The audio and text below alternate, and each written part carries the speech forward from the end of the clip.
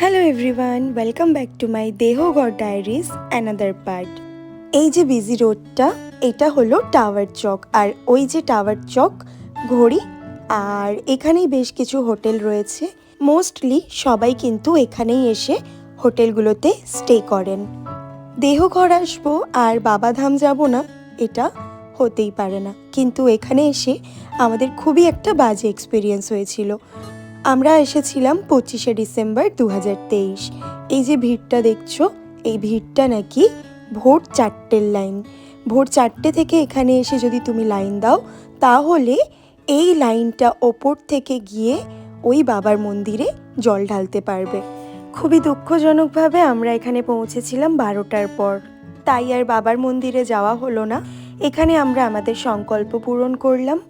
আর এরই পাশে রয়েছে মায়ের মন্দির। জানা যায় যে সতীর 51 পীঠের মধ্যে অন্যতম একটি পীঠ এখানে রয়েছে।